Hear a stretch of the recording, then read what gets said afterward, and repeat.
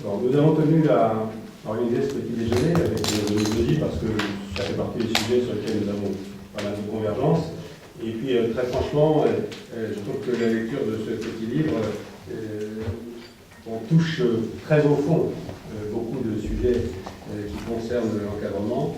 C'est très concret, les auteurs le présenteront, mais je pense que c'est important d'être concret, on est dans section d'être au RDS.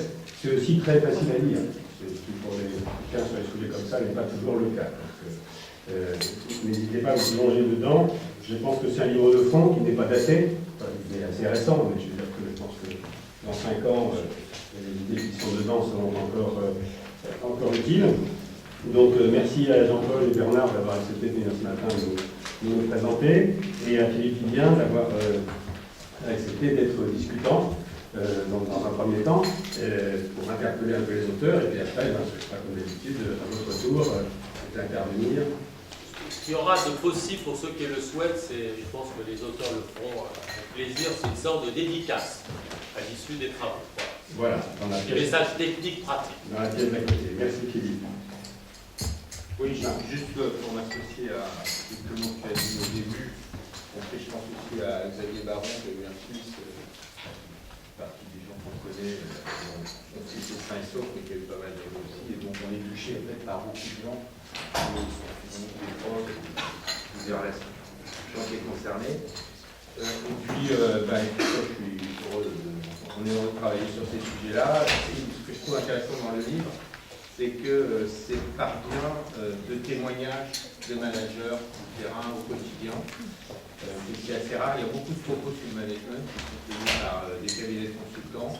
Nous-mêmes, nous sommes engagés dans un travail sur le management du numérique qu'on rendra public en janvier, et où on a fait aussi un travail d'interview de différents responsables, c'est très intéressant. Puis je termine en vous disant, puisque Jean-Paul vous informer, je crois qu'il y a une page dans le dossier sur l'initiative qu'on prend le 8 décembre, puisqu'on a organisé ici avec RDS et l'ANACT une session nationale d'échange entre partenaires sociaux qui a réuni une vingtaine des principaux responsables français au travail dans les confédérations syndicales, une dizaine de grands groupes internationaux, les pouvoirs publics, et on a fait 3 modules, dont un à Montréal, sur en fait la qualité de vie au travail, enjeux stratégiques pour les entreprises, pour les salariés, et donc on aura une journée de restitution le 8 décembre ici, vous êtes tous ainsi. Voilà. Bonne réunion. Jean-Paul et Bernard, c'est à vous.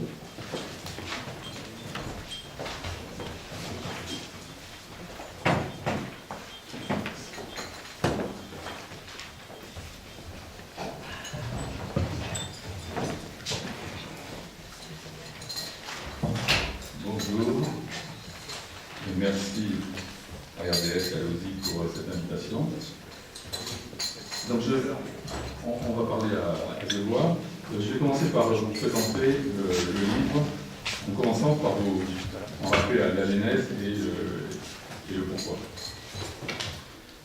Alors ce livre est en fait un travail issu d'un groupe de travail qui est presque un groupe de partage, c'est déjà une façon de le présenter. Un groupe de partage de cadres et de managers de la CNDT, avec au point de départ l'idée d'échanger entre nous, de faire un peu le point sur notre expérience, notre vécu, et avec un autre fil rouge dès le départ qui était d'essayer de repérer les liens ou la cohérence, voire la non-cohérence, entre nos pratiques et ce que nous pensons être nos valeurs, des valeurs partagées, puisque en gros nous partageons à peu près les mêmes valeurs. Donc au bout de quelques réunions, nous sommes rendus compte que nous avions effectué une relecture assez approfondie de notre expérience et de notre vécu quotidien, et que ça valait la peine de le partager avec d'autres, de le partager avec des collègues qui sont les mêmes situations, les mêmes fonctions dans les entreprises et les administrations, mais aussi qu'à travers ça, nous faisions passer un message à d'autres. Et les autres, c'est un peu toutes les autres parties prenantes du travail, que sont les collaborateurs, bien sûr, en premier, mais que sont aussi les PRH, que sont toutes les lignes hiérarchiques, et que sont aussi les directions. C'est-à-dire qu'en fait, on s'est rendu compte que cette réflexion sur c'est quoi être manager, parce que le titre manager dans ce poignet, on peut aussi le dire, c'est quoi être manager aujourd'hui. C'est un peu dans les deux sens, ça va ensemble. Et donc, on s'est rendu compte que ce qu'on réfléchissait au départ plutôt comme des managers, soit de proximité, soit des managers intermédiaires, concernait en fait tout le monde. C'est-à-dire que, quelle que soit la position d'un manager dans toute la ligne hiérarchique, depuis les dirigeants jusqu'aux managers de proximité, on a tous à faire du management en proximité, que ce soit dans un codir comme dans une équipe à la base, et donc il y a des problématiques communes. Alors, l'originalité de ce livre est donc pour nous que ce n'est pas un livre académique, ça a déjà été dit par Jean-Paul Biot, ce n'est pas un livre académique, c'est une réflexion collective, et c'est une réflexion à partir de vécus et de témoignages de base. Je voudrais juste aussi glisser que ce livre trouve sa place aussi dans la continuité par rapport à un livre précédent qu'on avait présenté à RDS il y a 2 ans, qui avait été écrit par deux membres de l'Observatoire des cadres, Yves Chassard et Jean-Marie Bergère, qui est là, qui s'intitulait « À quoi servent les cadres ?» Et donc il y a quand même une filiation entre ces deux livres. L'état d'esprit dans lequel nous étions n'est pas un état d'esprit de dénoncer, a priori de critiquer, non, c'est un état d'esprit d'essayer de comprendre ce que nous vivions et de voir quelles sont les propositions qu'on peut en tirer. Donc c'est dans un esprit à la fois d'analyse critique et de construction. Du coup, ça amène à se poser la question du contexte dans lequel on est et de constater la complexité des organisations dans lesquelles les managers opèrent, si je puis dire. Je vais juste en citer deux ou trois éléments typiques. L'organisation devenue extrêmement matricielle un peu partout, ce qui conduit à la multi-hiérarchie, c'est-à-dire que tout collaborateur ou tout manager a lui-même plusieurs chefs, si je puis dire, plusieurs managers, que fussent-ils les managers hiérarchiques ou les managers de projet ou des managers métiers, géographiques, etc. Donc ça, c'est une première complexité en soi. Deuxième complexité, c'est la généralisation du mode projet depuis les années 80-90, là aussi qui croise le hiérarchique et la contribution technique des collaborateurs à un projet. Bon, je passe sur les révélations fréquentes. Un autre point très important, c'est l'augmentation de tout ce qui est règles et procédures dans la plupart des organisations, et le fait que les managers sont dépossédés de beaucoup de choix techniques. Ils sont censés appliquer des choix de méthode, des choix d'outillage, etc., qui sont élaborés par des services fonctionnels. Et donc beaucoup de managers, qui soient éventuellement en conception, mais beaucoup en exploitation, par exemple, appliquent des méthodes et des procédures décidées par d'autres. Voilà. Donc ça amène quand même à se poser, alors je passe au silence de tout le reste, on pourrait aller loin, ça amène quand même à se poser la question de, en fait, dans une organisation aujourd'hui, qui décide réellement, qui décide de quoi, qui est responsable de quoi. Ça c'est une question très importante. Deuxième regard sur le contexte, c'est qu'est le management aujourd'hui quand on échange avec d'autres managers. Bon, le constat effectivement que le management est quand même très largement très hiérarchique, très descendant. Ça va être ce que je viens de dire avant. Parfois on trouve de la coercition et un peu de la contrainte, mais relativement peu de management collaboratif. Les directions sont éloignées du terrain et les managers expriment que, y compris les RH, sont éloignés du terrain. C'est aussi très inquiétant. Un autre point, c'est qu'il y a une obsession de la performance et du quantitatif en général. On a transformé tout ce qui était qualitatif, et ça rejoint aussi toutes les problématiques d'évaluation.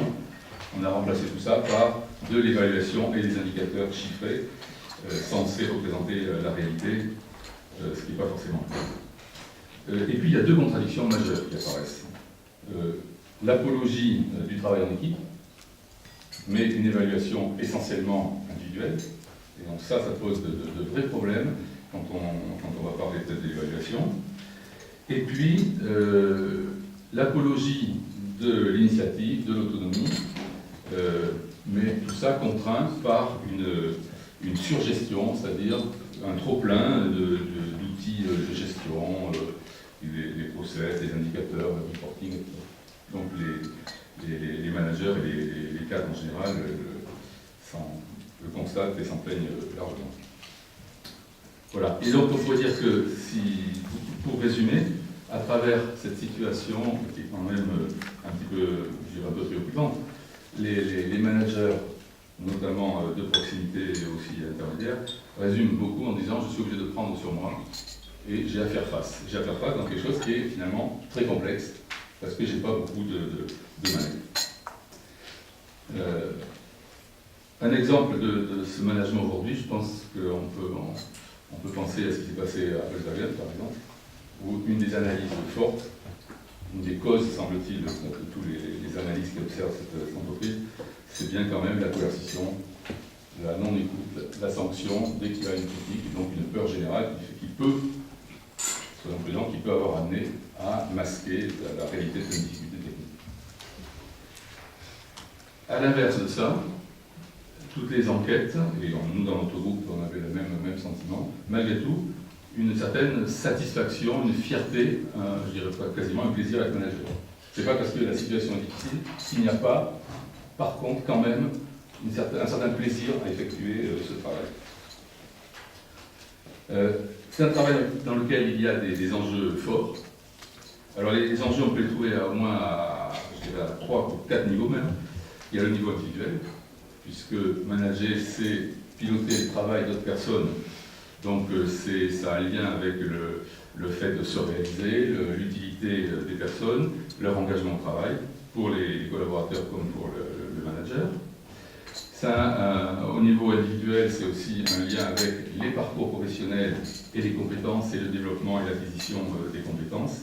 Et puis bien sûr, ça a à voir avec la reconnaissance. Le deuxième niveau, c'est le niveau collectif, c'est-à-dire le fait de travailler ensemble autour d'un objectif commun. Et ça, on le reverra tout à l'heure pour un petit peu les orientations au niveau du travail de management. Au niveau de l'organisation, le manager contribue à traduire la stratégie, à tenir compte des enjeux de performance, de qualité, d'efficacité, de compétitivité, etc.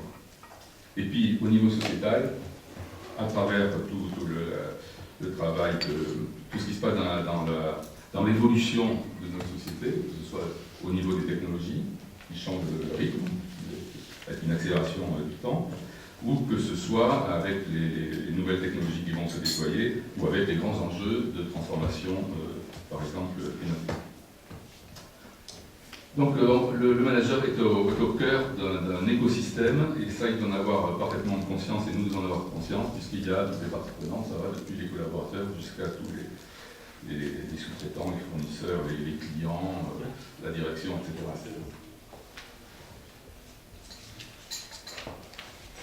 Alors, la question que nous nous sommes posée, c'est, étant donné ces enjeux et cette complexité, sur quoi fonder le travail du management?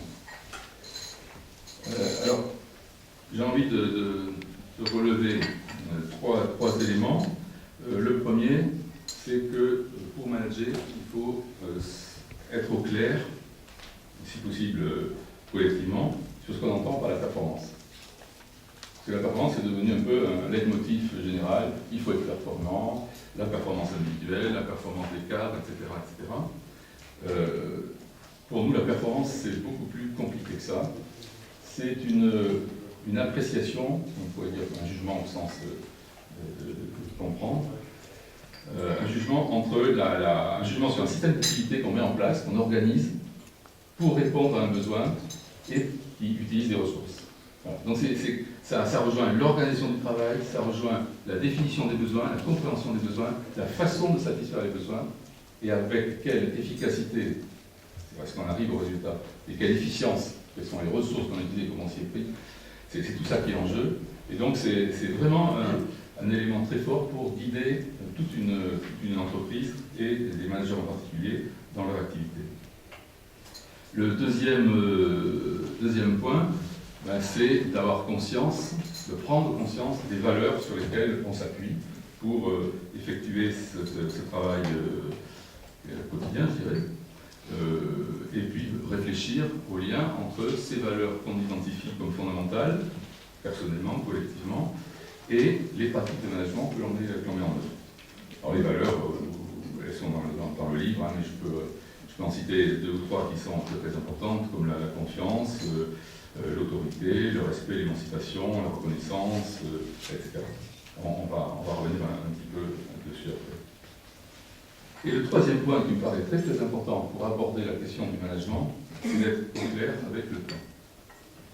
Parce que le temps, c'est un paramètre fondamental sur lequel les managers sont obligés de jouer en permanence. Entre le temps très court, notamment des injonctions de l'entreprise par exemple, mais le temps beaucoup plus long des parcours professionnels des collaborateurs. Le temps beaucoup plus long pour créer la confiance, le temps beaucoup plus long pour créer la coopération, le temps beaucoup plus long pour faire vivre le collectif. Donc ça c'est quelque chose, c'est une sorte de ressource de temps qu'il faut utiliser à bon escient. Alors quel est le management?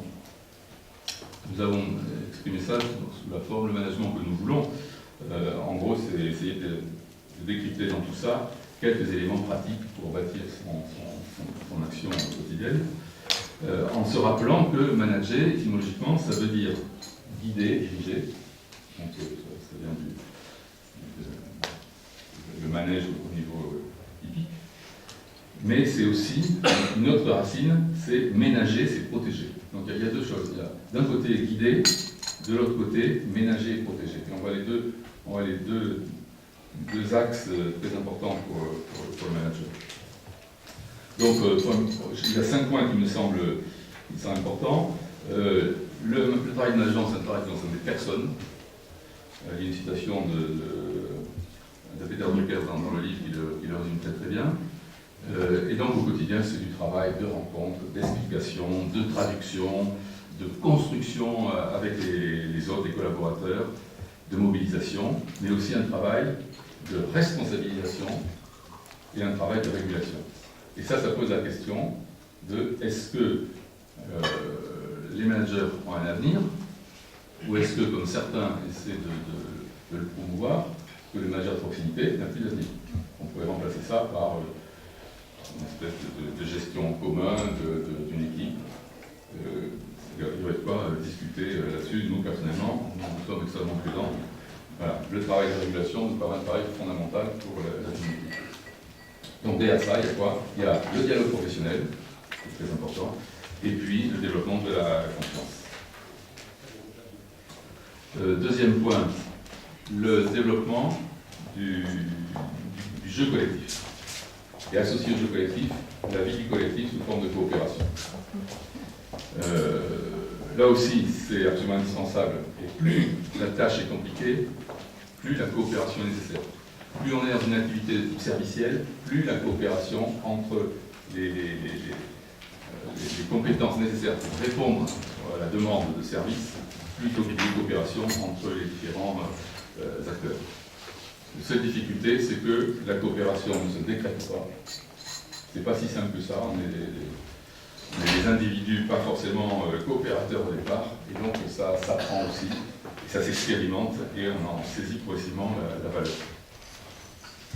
Autre point, collectif ne s'oppose pas à individu. C'est-à-dire qu'on est quand même une société d'individus qui vivent en collectivité. Et c'est la même chose au niveau des équipes de travail.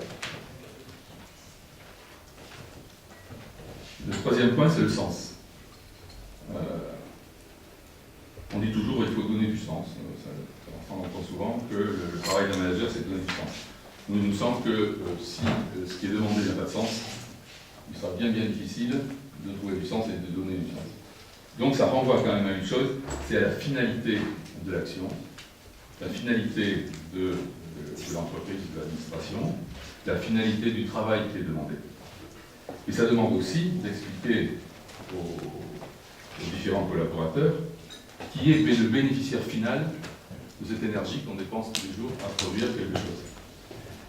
Et de traduire la stratégie. Là, il y a un vrai problème, parce que la stratégie, elle n'est pas forcément bien expliquée dans les entreprises, et les managers d'opportunité s'en plaignent beaucoup. Et donc, traduire, expliquer l'exigence de qualité, etc., etc.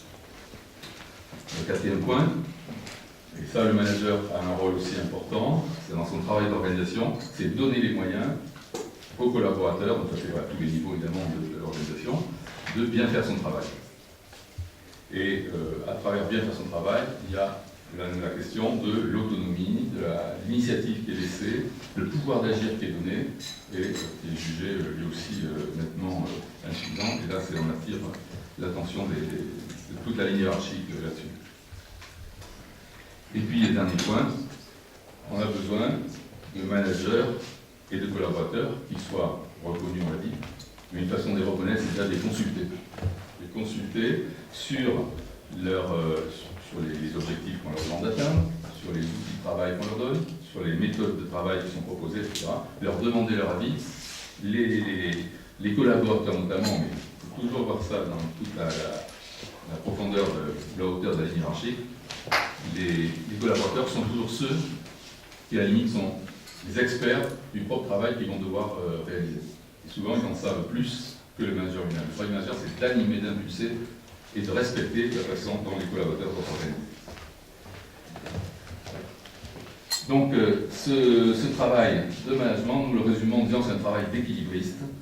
C'est un travail d'équilibriste entre les besoins, les résultats, les injonctions, la subordination, mais aussi du côté du contenu, l'innovation, la qualité, l'intérêt du travail, mais aussi du côté des collaborateurs et de lui-même, du manager lui-même, la qualité du travail, les équipes de vie, etc. Les moyens.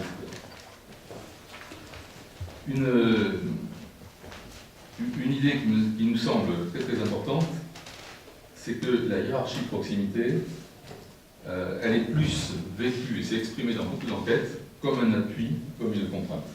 On doit imaginer que la hiérarchie est forcément vue comme une contrainte. La hiérarchie de proximité est souvent exprimée comme un appui. Voilà. Ça peut, dans les enquêtes, ça ressort quand même. Je ne parle pas de la direction qui est jugée, par contre, lointaine. Voilà. Donc, voilà un peu les quelques idées que nous avons essayé que nous avons regroupées par notre travail d'analyse et d'échange.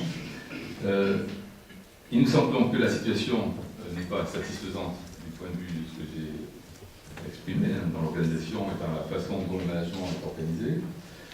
Par contre, notre point de vue aussi, c'est que malgré tout, les managers sont heureux dans leur rôle, nombreux, qu'une remise en question est nécessaire, remise en question de certaines pratiques, remise en question par les organisations elles-mêmes et par les directions.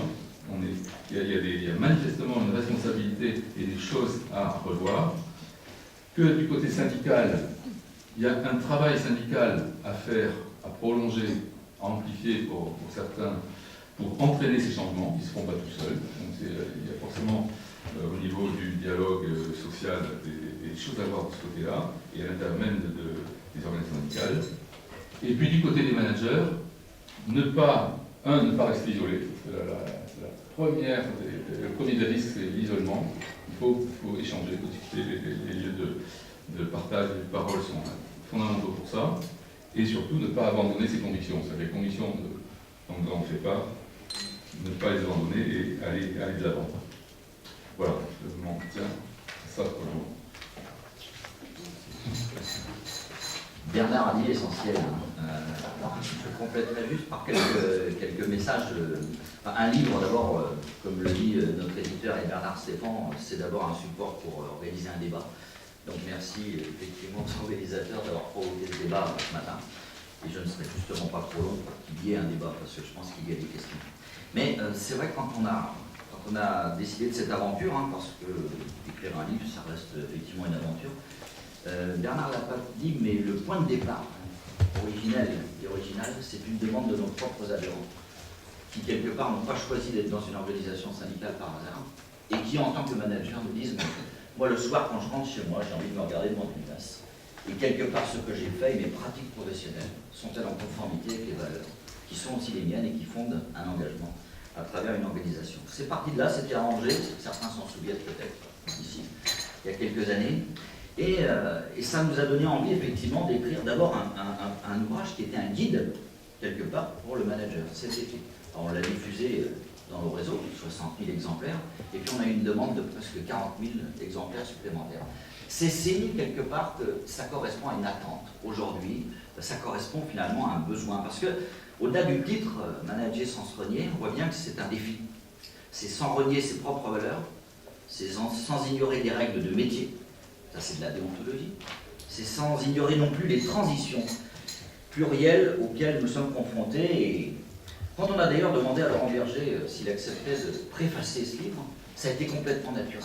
Parce qu'on sortait du congrès d'ailleurs de Marseille, on était sur un autre mode de développement, et l'idée qu'un autre mode de développement, ça passerait aussi sans doute par un autre mode de management, quelque part c'était assez naturel.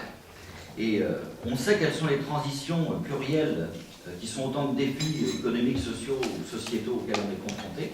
On parle de l'écologie bien sûr, comme Bertien dans très peu de temps, mais aussi économiques et financiers, managériaux certainement, et on voit bien que le management de cette transition, je pense qu'il suppose une transition du management.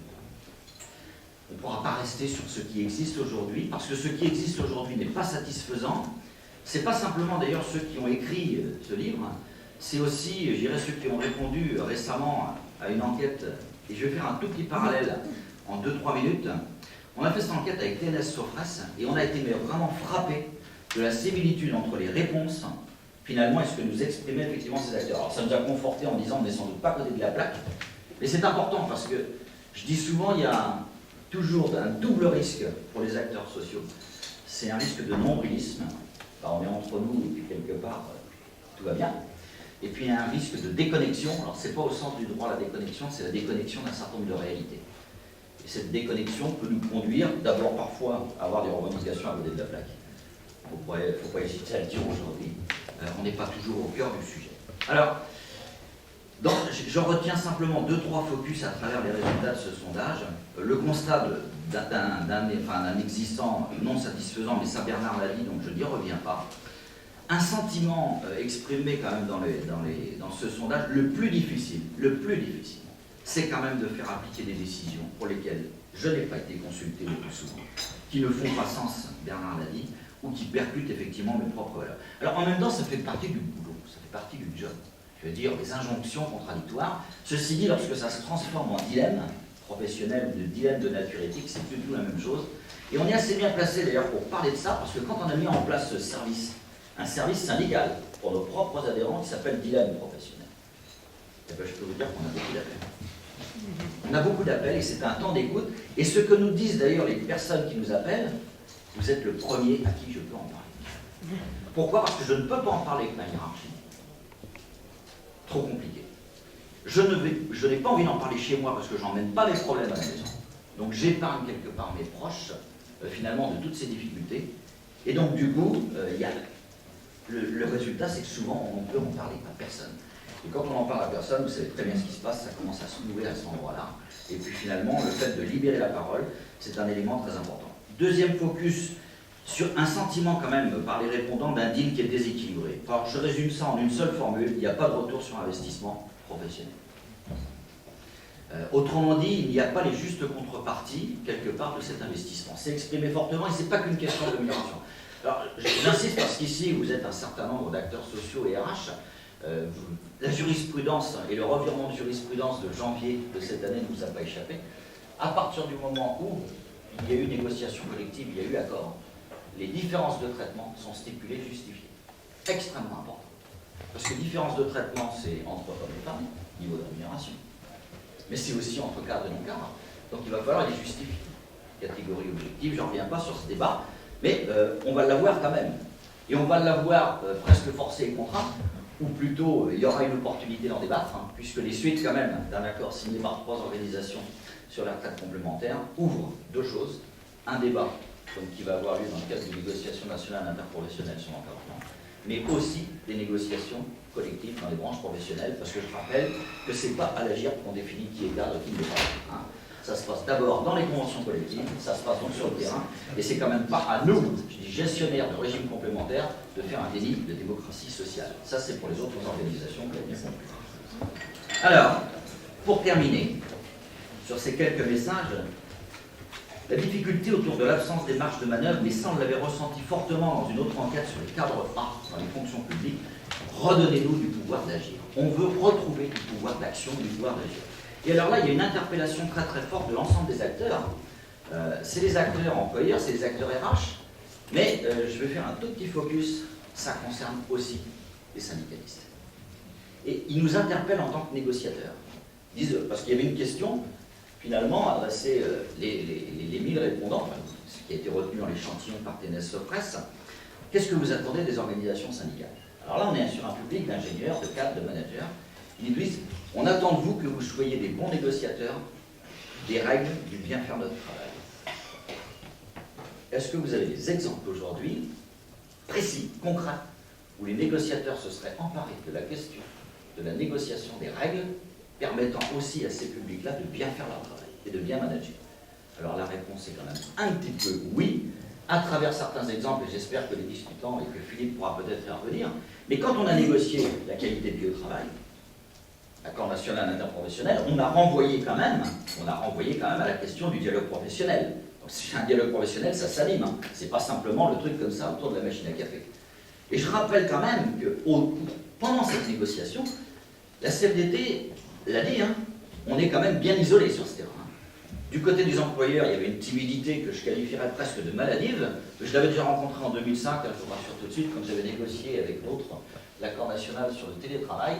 Le chef de file de la délégation patronale nous avait dit, attendez, on est là pour parler du télétravail, mais on ne négocie pas sur l'organisation du travail. Je vous laisse commenter effectivement c'était d'entrée de jeu. Hein. Donc on voit bien que la question du management, la question de l'organisation du travail, ce serait quelque part un monopole. D'ailleurs, souvent j'entends des employeurs et des responsables et des dirigeants dire mes cadres, mes managers. Attendez, le lien de subordination, c'est pas un lien d'appartenance. Hein. Sinon, ça se sort. Donc il va falloir équilibrer tout ça. Voilà. Un nouveau mode de développement, ça suppose un nouveau mode de management. Dernière chose quand même, quand ils nous disent on attend de vous les négociateurs que vous alliez sur ce terrain-là, il faut bien quand même constater qu'on est encore loin du compte.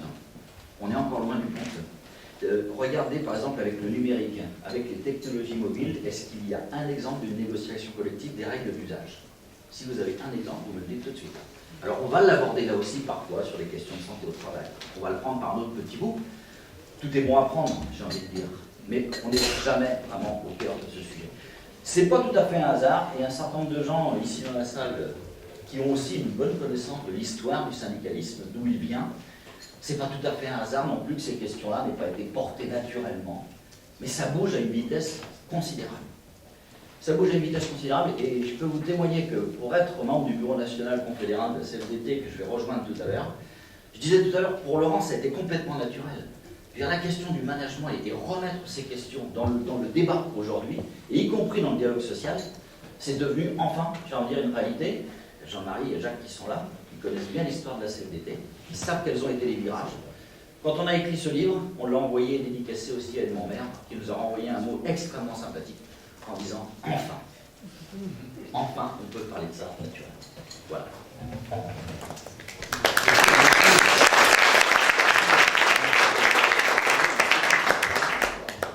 Ça va pas être facile de passer derrière vous.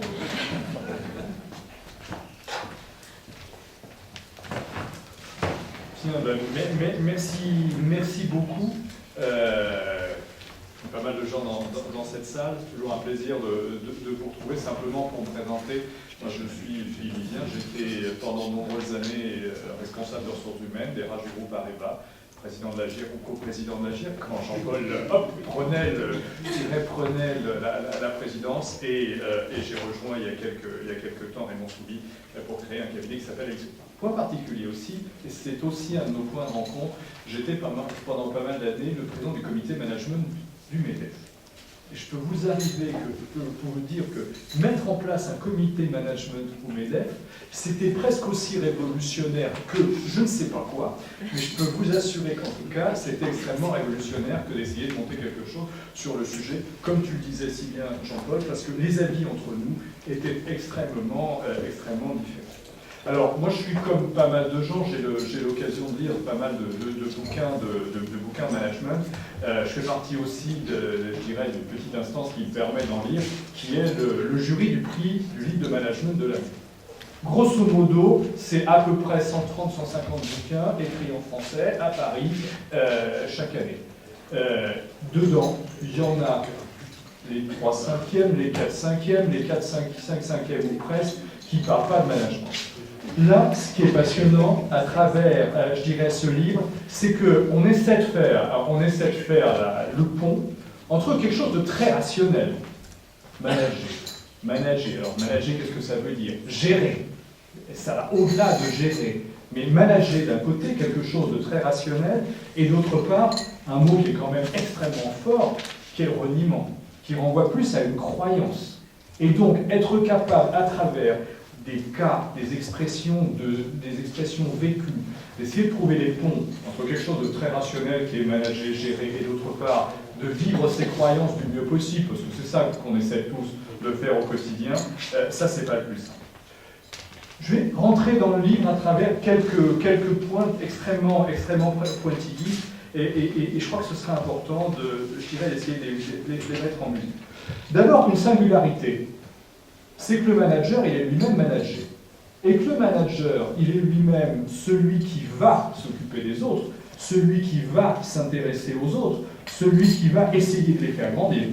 Mais il est lui-même quelqu'un dont on peut espérer qu'au niveau du dessus, au niveau d'à côté, il y aura quelqu'un qui s'intéressera. Et je crois que le point le plus important quand on parle de management, c'est de véritablement faire en sorte que s'intéresser à l'autre. Mais ce n'est pas s'intéresser à l'autre de manière, je veux dire, quasi philanthropie. C'est s'intéresser à l'autre pour ce qu'il est dans l'entreprise, s'intéresser au travail de l'autre, me paraît extrêmement important. Et je crois qu'un des points importants de votre livre, c'est que vous soulignez quelque chose qu'on oublie aujourd'hui très souvent, c'est que le plus important dans les entreprises, c'est pas le poste, c'est pas la définition du poste, c'est le métier des uns et des autres. Et je dirais faire en sorte que, à travers cette recherche de sens, cette recherche d'action, cette recherche de l'intérêt pour l'autre, on revienne à s'intéresser au métier, je crois que c'est ce qui fait véritablement la différence. Un point qui me paraît important, je dirais vraiment à souligner. Et un point qu'on a complètement oublié, hein, et j'ai fait 30 ans dans le monde des RH, le mot métier, plus personne ne l'utilise. Si l'on pouvait tous réutiliser le métier comme élément constitutif de la fierté du travail dans l'entreprise, je pense qu'on ferait un grand pas. L'un des éléments majeurs que vous mettez en évidence, évidemment, c'est la notion de responsabilité. Alors évidemment, personne ne va dire qu'un manager est irresponsable. Ça, je veux dire, une fois qu'on a dit ça, on n'est pas allé très loin. Mais derrière cette responsabilité, vous mettez la responsabilité durable. Un manager, il est là pour un certain temps. Je ne sais pas si c'est pour longtemps ou si c'est pour peu de temps, mais en tous les cas, il est là pour un certain temps. Et le fait de rentrer dans cette logique et de dire le management responsable, c'est un management durable qui va permettre une performance durable, mais si déjà on arrivait tous à s'accorder là-dessus, on aurait largement réussi à transformer les activités. Et ça, on le sait bien, vous le citez aussi de manière très intéressante, ça revient en rapport au temps. Si votre entreprise est guidée par le cours de l'action au quotidien, vous risquez d'avoir du mal d'être dans cette durabilité. Tout l'enjeu du management, dans ce cas-là, c'est d'être suffisamment fort et de délivrer suffisamment des résultats attendus pour que cette notion de temps s'estompe, ou tout au moins qu'elle soit dans une continuité. Un point qui me paraît extrêmement important, alors là, qui aurait peut-être pu être gratté un peu plus, c'est différence entre rôle et statut. Pour tout le monde, pour beaucoup de gens, être manager, c'est d'abord un statut. Ben non. Être manager, c'est d'abord un rôle. Pourquoi je dis ça? Parce que quand on dit être manager, c'est d'abord un statut, on a l'impression que devenir manager, ça ne se refuse pas. Tout comme devenir dirigeant, ça ne se refuse pas. Tous ceux qui ont fait de bonnes écoles s'attendent tous un jour à devenir manager, dirigeant, chef à une plume, deux plumes, trois plumes, et après avec un grand carquois. L'une des questions qu'il faut tous qu'on se pose, c'est véritablement, est-ce que j'ai cette envie, est-ce que j'ai cette appétence à manager? Je crois qu'on peut faire des carrières magnifiques dans les entreprises en étant beaucoup plus dans des fonctions d'expertise, dans des fonctions où véritablement sa contribution individuelle va être essentielle, beaucoup plus que de rechercher une sorte de Graal qui va être le management. J'ai une petite phrase que je ressors toujours, c'est « on est tous le corporate de quelqu'un et il faut savoir se le faire pardonner ». Ça commence par, j'ai commencé ma carrière dans des usines au Creusot, et je peux vous assurer que le nombre de niveaux hiérarchiques, il était extrêmement important. Ça commence par l'agent de maîtrise, ça continue par le chef d'atelier, ça continue par le directeur de l'usine, par le patron des opérations, par le patron de division, et ça monte jusqu'au grand chef. Et bien, vu de l'un à l'autre, on est tous le corporate de quelqu'un. Si on pouvait passer de ce côté un peu statutaire et brimant à un rôle qui est un rôle véritablement, et vous le disiez l'un et l'autre, dans l'accompagnement du développement, je pense qu'on aurait fait un grand pas. Le rôle du collectif, ça je crois que vous en parlez vraiment bien, et je suis tout à fait d'accord avec vous. Arrêtons de penser que l'autorégulation permettra de régler tous les problèmes de management possible. On peut raconter tout ce qu'on veut. La notion, je dirais, de régulation, elle a besoin d'un minimum d'autorité, elle a besoin d'un minimum de sens et beaucoup de courage. Moins on a de sens, plus on a peut-être besoin de courage. Je ne sais pas comment il faut mettre tout ça en musique, mais dans tous les cas, je crois qu'on ne peut pas manager, on ne peut pas faire travailler ensemble des équipes si on n'a pas des managers de proximité. Alors après, ne tombons pas dans la caricature, évidemment, ce n'est pas le capot chef. Évidemment, ce n'est pas celui qui va juste compter et faire compter tous les matins, tous les midis, tous les soirs la production et engueuler au quotidien. Mais je pense que véritablement, ce rôle du management de proximité, il est tout à fait essentiel. Un point que vous citez, je ne suis pas toujours d'accord, mais il me paraît important, c'est quand vous renvoyez à l'autonomie d'action du manager. Ça, c'est un vrai sujet. C'est un vrai sujet parce que n'oublions pas les uns et les autres qu'en général, quand quelqu'un, il suffit d'utiliser le mot, est promu manager, il y a bien une notion de promotion dans l'entrée, dans le statut, dans le rôle de manager. Qu'est-ce qu'on fait le plus souvent? Je ne sais pas si c'est ainsi qu'il faut faire, mais en réalité, c'est comme ça qu'on fait quand même très souvent. Cette personne qu'on va un jour nommer manager, on va la nommer souvent parce qu'elle est extrêmement compétente dans son métier, dans ce qui fait sa légitimité, je veux dire technique, quelle que soit sa technique, qu'elle soit financière, juridique, d'ingénieur ou ainsi de suite. Et on pose le principe que cette personne qu'on reconnaît, autonome et compétente dans sa technique, donc en français dans le texte, en qui on a confiance plutôt dans des gens autonomes et compétents, par définition, on va la nommer manager.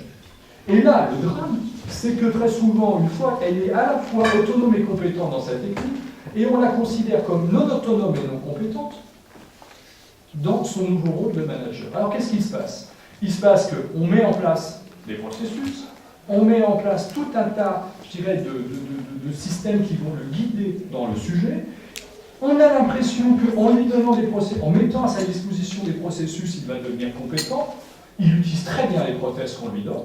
Ça, il n'y a pas de souci, et souvent d'ailleurs avec beaucoup de cœur et d'envie de le faire, mais on lui laisse bien d'autonomie. Et autant on reconnaît dans sa partie technique, je dirais, la montée en compétence et en autonomie, autant il faut bien le reconnaître, et ça je pense que c'est l'une de nos grandes difficultés managériales, on le fait monter en compétence dans son niveau managérial, mais absolument pas en autonomie. Et donc ce brave manager, il se retrouve dans une situation un peu compliquée, où il a beau être, je dirais, dans une situation où il sait faire les choses. On peut avoir confiance en lui. Malheureusement, on continue à mettre en place des prothèses qui font qu'on va le guider dans sa fonction managériale. Et ça, je crois que c'est un des enjeux majeurs de la part des managers pris en tant que tels, de la culture managériale que l'entreprise est capable de mettre en place, justement de donner ces éléments d'autonomie. Et je pense qu'on libère beaucoup plus les entreprises en donnant aux managers à la fois cette capacité d'autonomie et de développement de compétences. Il ne faut pas se tromper, si on le fait, il va le faire ou elle va le faire avec ses collaborateurs et ses collaboratrices, plutôt que de se dire trop de managers, ça ne marche pas. Ça, je crois que c'est vraiment un sujet, mais c'est vraiment un sujet, je crois, où on peut travailler encore. Pas grand-chose de plus. Je crois que vous le savez bien, enfin, la difficulté du manager, je dirais, elle revient toujours à la confiance. Vous l'avez dit les uns et les autres, et vous le dites bien dans ce livre. Une autre petite phrase que je cite très souvent, c'est « un manager qui n'est pas cru est cuit ». Et un manager, c'est pas comme les œufs, il n'y a pas des managers mollets. Et heureusement, malheureusement, c'est vrai. Et ce qui est rassurant, c'est que c'est vrai dans l'entreprise. Ce qui n'est pas rassurant, c'est que dans d'autres domaines, on pense que sans être cru, on peut ne pas être cuit. Ça, je crois que certains qui parlent beaucoup de démocratie sociale pourraient de temps en temps aussi revenir sur le sujet. Non, la confiance. S'il est bien un sujet sur lequel les uns et les autres, et vous en parlez très bien, on doit s'appuyer, c'est véritablement la capacité qu'on a à créer de la confiance. Créer de la confiance, c'est savoir dire non. Il faut dire les choses telles que moi je le dis, telles que je le pense. On a d'autant plus confiance en l'autre que l'autre est capable de me dire non pour de bonnes raisons, est capable d'expliquer pourquoi il m'a dit non. La confiance, s'il suffit de dire oui, pour de la confiance, ça c'est trop simple. Donc simplement pour, je dirais, pour terminer sur l'ensemble de ces sujets, d'abord un grand bravo, un grand merci, parce que vous avez donné la parole à ceux qui voulaient parler du management. Vous l'avez dit, et ça aussi c'est quelque chose d'extrêmement important. Aujourd'hui, il y a peu pour les managers, quel que soit leur niveau, depuis l'agent de maîtrise jusqu'aux dirigeants, il y a peu de lieux où les managers eux-mêmes peuvent parler de leur situation. Elle est globalement pas si mal que ça en général, faut pas noircir les tableaux. Mais donner la possibilité et montrer que la possibilité de s'exprimer sur le sujet est réelle me paraît tout à fait important. Je sais qu'il y a quelques, je dirais, de mes amis de fonctions ressources humaines dans cette salle, je pense que c'est un des sujets de la DRH. Un des sujets des DRH, c'est véritablement de faire en sorte qu'on accepte que les managers puissent dire un certain nombre de choses sans laisser à penser qu'à partir du moment où ils s'expriment, ils sont contre des choses. Ça, je crois que c'est un point tout à fait important et qui n'est pas toujours aussi reconnu que cela. Parce que par définition, ils vont dire les choses en confiance, et quand on dit les choses en confiance à ses amis, on dit pas que des choses qui plaisent. Et ça, je crois que c'est tout à fait essentiel de le noter. Donc ça, c'est vraiment un point.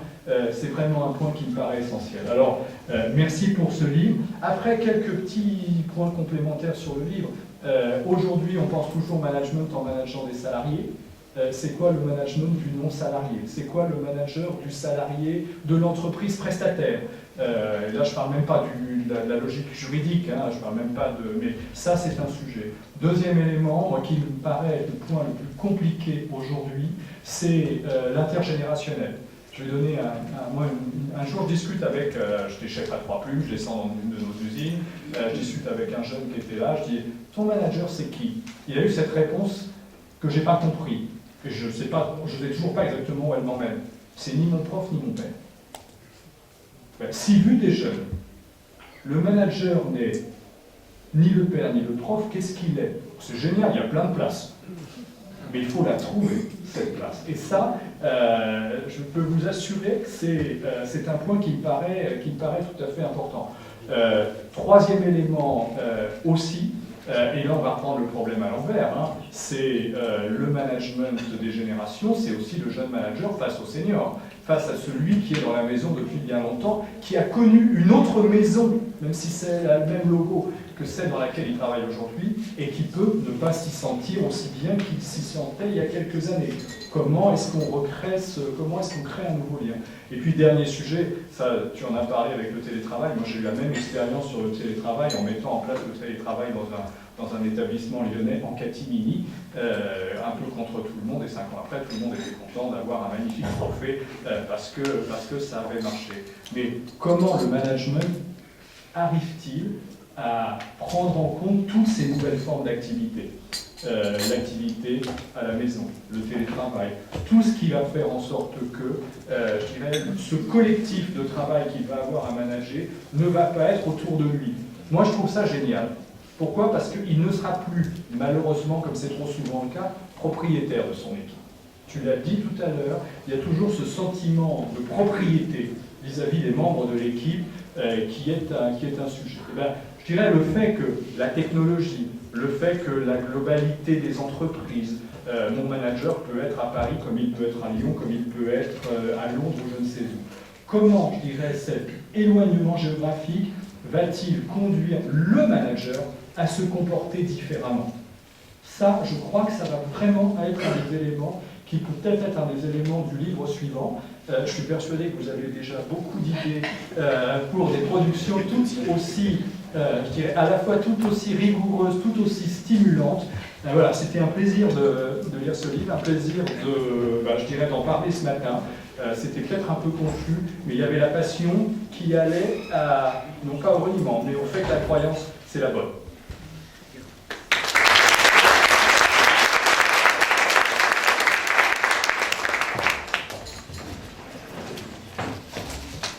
Voilà, on passe maintenant aux questions, interventions, interpellations.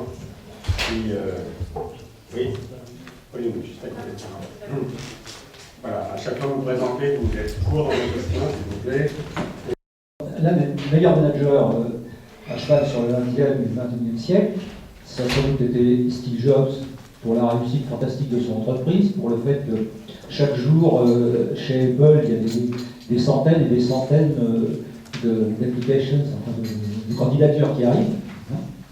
Et en même temps, ça a été un manager terrifiant, d'une dureté extraordinaire. Mais il faisait ce que vous avez dit tout à l'heure, et ce que Yves Clos, le sociologue, dit parfaitement, c'est-à-dire qu'il ne s'intéressait pas aux bons hommes, il se foutait, il s'intéressait à leur travail.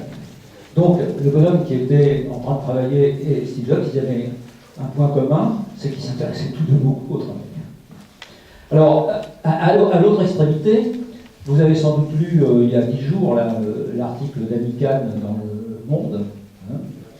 Elle a fait un long article sur un bouquin qui connaît un succès colossal, mais qui vient tout juste d'être traduit en français, qui s'appelle Reinventing, de Frédéric Laloux, et qui en fait est dans la droite ligne du bouquin d'Isaac Getz sur Liberté et compagnie, de la fin du management de Gary Hamel, etc. C'est-à-dire ce qu'on appelle aujourd'hui les entreprises libérées, qui sont le débat du jour, ou le débat du mois, ou le débat de l'année, j'en sais rien, qui sont des débats.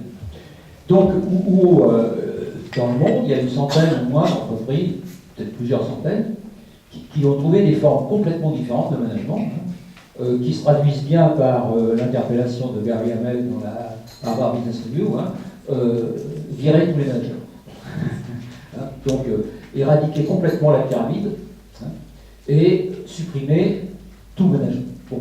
Donc, il y a beaucoup de pistes comme ça qui aujourd'hui se font jour. Alors, je ne parlerai pas de tout ce qui peut se passer dans les startups, etc. Mais il y a énormément de pistes. Alors, est-ce que...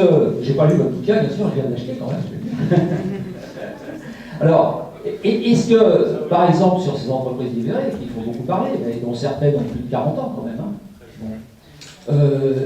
et d'autres en France, comme famille, une trentaine d'années, de ce type de management. Est-ce que vous avez une réflexion là-dessus? Est-ce que vous avez regardé ce qui pouvait se passer? Et puis enfin, un dernier point un peu technique, là, vous avez parlé tout à l'heure du rôle et du statut. Alors, dans les milieux du management, on fait la distinction tout simplement entre le manager et le leader. Le manager est plutôt statutaire, et le leader, lui, ça peut être quelqu'un qui n'a pas de statut particulier, mais qui, parce qu'il a la capacité à coordonner, parce qu'il a un certain charisme, va prendre une place la place du manager, parce que le manager, avant tout, c'est une coordination sur le plan technique. Voilà, merci. Merci. Martin.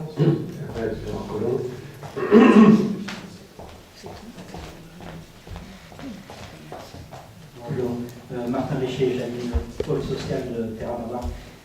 Une question sur un aspect dont vous avez parlé tous les deux, Jean-Paul et Bernard, qui est le dialogue professionnel et finalement quel doit être selon vous le rôle du management dans l'organisation du dialogue professionnel, qui était une composante essentielle de l'accord sur la qualité de vie au travail de juin 2013, je crois, si ma mémoire est bonne, dans la mesure où les expériences qui ont été menées montrent que c'est souvent une pierre d'achoppement, parce qu'à la fois on tient à mettre le management un peu à distance pour garantir la liberté de parole des salariés, et en même temps on comprend bien que le management doit être impliqué dans les démarches de dialogue professionnel, ne serait-ce que pour pouvoir ménager un retour vis-à-vis des salariés sur les décisions qui ont été prises, sur les suggestions qui ont pu être émises par les différents groupes de dialogue autour du travail. Et finalement, ce que vous avez cité tout à l'heure comme étant un défi du manager, qui est comment réunir les conditions d'un travail bien fait, pour reprendre encore une expression de Yves Clos, comment est-ce que le manager peut s'impliquer, quel doit être son degré d'implication dans tous les processus de dialogue professionnel tel que vous le voyez. Ok, vous passez à Bertrand Collomb. Merci. Je suis Bertrand Collomb, ancien président de la Farge. J'ai été très intéressé par vos présentations et je vais lire avec beaucoup d'impatience votre livre. Alors, le fait que les managers vivent les contradictions d'entreprise, c'est pas nouveau. Marcel Demonc, dans les années 60, disait les cadres, alors il faut qu'on disait les cadres et pas les managers, vivent les contradictions d'entreprise. Et le diagnostic que vous présentez, des difficultés, et des difficultés grandissantes en raison de la complexité, des pressions sur l'entreprise. Alors j'ai été surpris d'ailleurs que ce ne soit que Philippe Vivien qui mentionne les actionnaires, il l'a mentionné. Tout ça c'est très difficile. En même temps, ce qui est réconfortant, c'est ce que vous avez dit sur le fait que les enquêtes montrent que les managers sont, par ensemble, satisfaits de ce qu'ils vivent, avec une exception qui m'inquiète, c'est que vous avez dit que sur le sens, là, on n'arrivait pas trop à donner du sens à ce concept. Alors moi, ça m'inquiète beaucoup parce que ça veut dire qu'entre la direction générale de l'entreprise et les managers, il y a un problème parce que l'entreprise, elle fait rarement quelque chose qui n'a pas de sens. Simplement, ça a un sens dans un contexte évidemment différent du contexte local dans lequel sont les managers de proximité, mais il y a quand même un enjeu de faire expliquer le sens en faisant comprendre aux gens que c'est peut-être quelque chose qui est dans une perspective différente de ce qu'il est, mais que ça a quand même un sens, vu dans une autre perspective. Donc j'aimerais que vous disiez ce que vous en pensez. Et puis alors, le titre de votre livre, c'est « Manager sans se renier ». Vous n'avez pas tellement parlé de se renier, c'est-à-dire est-ce que dans ces enquêtes auprès des managers, est-ce qu'ils vous ont dit s'ils avaient le sentiment d'être souvent en train de se renier ou au contraire que, bon, dans l'ensemble, ils arrivaient à peu près à faire coller leurs valeurs et leur travail. Alors, autre question qui vise plus l'intervention de Jean-Paul Boucher. Vous avez parlé d'un nouveau management dans un nouveau développement. Alors moi je pose une question, est-ce que nous sommes un certain nombre, certains différents, à penser que ce serait bien que l'économie, le monde de l'entreprise évolue et qu'on n'ait plus exactement les mêmes règles de gouvernance, etc. qu'actuellement. Et ça, c'est un horizon aléatoire qui ne dépend pas essentiellement de la France, qui dépend essentiellement de l'évolution mondiale dans ce domaine. Alors, est-ce que ce nouveau management, ou disons cette amélioration du management, il faut la relier, je ne dis pas au bonsoir, mais au monde meilleur qu'on pourra avoir plus tard ou maintenant. Bon, je vois que vous m'éclairez maintenant, c'est ça qui m'intéresse. Enfin, la notion de métier. C'est très intéressant la notion de métier parce que c'est quelque chose qui est largement utilisé en France, enfin, présenté comme en France. Ça se relie à la logique de l'honneur de Philippe Guéridard, c'est-à-dire qu'on a l'impression que les équipes françaises ont le sentiment qu'elles détiennent le métier, que le métier ne dépend pas de l'entreprise, qu'on ne peut pas leur dire ce qu'il faut faire. Et ça, c'est quand même un frein considérable à l'innovation. À partir du moment où les équipes considèrent que c'est elles qui définissent le métier, c'est forcément conservateur par nature, parce que c'est le métier tel qu'il a été fait. Et ça m'amène à... Alors c'est une question, mais ça m'amène à vous poser une question sur... Est-ce que vous avez échangé sur vos réflexions avec des managers non français, ou dans des sociétés non françaises, étrangères, et est-ce que vous voyez que les mêmes causes, parce qu'il y a les mêmes causes, il y a exactement les mêmes pressions, etc., produisent les mêmes effets ou au contraire pas? C'était une critique que j'ai faite au bouquin de François Dupuis, qui expliquait combien c'était catastrophique. Alors lui, c'est le catastrophisme sociologique. Et je lui disais, mais c'est quand même étonnant parce que tout ce que vous décrivez, ça se passe exactement de la même façon dans tous les autres pays. Et vous m'expliquez que les managers français sont dans un état épouvantable, je n'ai pas l'impression que les managers des autres pays soient dans un état épouvantable. Alors où est le problème? Donc, ça fait déjà beaucoup de questions, je pense, hein, Bernard. Je voulais vous répartir.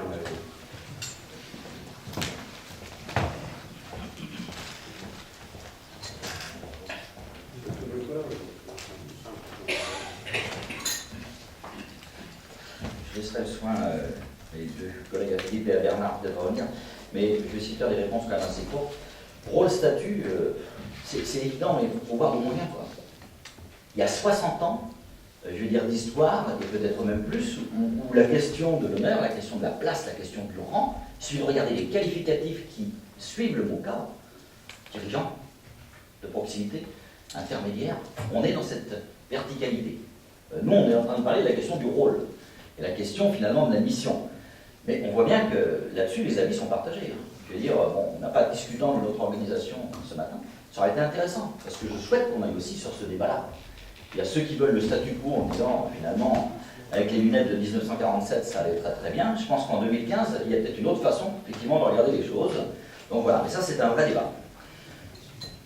L'entreprise libérée, non seulement on a une analyse, mais on a pris le temps et le soin de rencontrer un certain nombre d'acteurs. Moi, je fais partie d'un secrétariat national où on a fait venir le patron, l'équipe dirigeante de Chronoflex, Saint-Terre. À la fin du secrétariat national, c'est très très précis ce que je vais vous dire, mes collègues m'ont dit, mais attendez, il n'y a aucune régulation chez vous, il ne faut aucune contrainte, ça on a bien compris, mais vous ne voulez pas non plus de contrainte de représentation des salariés? Quelque part, ah ben oui. Je veux dire, on s'affranchit de toutes les contraintes, de toute forme de contrainte finalement de hiérarchie et de toute forme de régulation. Je crois que Philippe l'a dit, l'autorégulation, puis je vais prendre un autre exemple, hein, parce que Chronoflex est récent. Moi j'ai aussi eu la chance de créer une entreprise, et finalement quand vous passez de 3-4 salariés à 270 en l'espace de 4 ans, je peux vous dire que le fonctionnement en râteau et en mille pattes, ça ne fonctionne pas longtemps. Et d'ailleurs les salariés à un moment donné, ils vous disent, mais heureusement que tu es là, il y a quand même quelqu'un qui assume, hein, qui prend des décisions. Après qu'on ait pris le temps de la délibération, hein, je veux dire, on a trouvé le compromis, mais il faut assumer quelque part. Donc la question de l'autorité est une question importante. La question de la régulation, ce n'est pas qu'une question de régulation individuelle, c'est aussi une régulation collective. Et dans cette même expérience, le jour où on a eu des représentants des salariés, y compris des organisations syndicales, qui ont été force de proposition des règles collectives permettant de bien faire tout notre boulot, y compris le travail d'innovation dans un secteur de haute technologie, on avait beaucoup gagné finalement, je dirais, les uns et les autres. Sur la question du dialogue professionnel, sur le rôle, c'est vrai que pour l'instant ça coince. Hein. Mais, alors il faut toujours comprendre pourquoi ça coince. Il y a une expérience du côté du ministère des Finances, où ils avaient commencé d'ailleurs avec un rôle bien précis de manager en matière d'animation finalement de ces espaces de dialogue professionnel, et très très vite les managers, parce qu'on peut aussi les appeler comme ça même dans la fonction publique, et dans la fonction publique d'État, très très vite ils ont dit mais nous on a besoin de se ressourcer entre pairs. Donc on veut aussi du dialogue professionnel entre nous. Les appuis, d'ailleurs l'enquête, je ne l'ai pas dit tout à l'heure, mais le cadre, où est-ce qu'on trouve les appuis?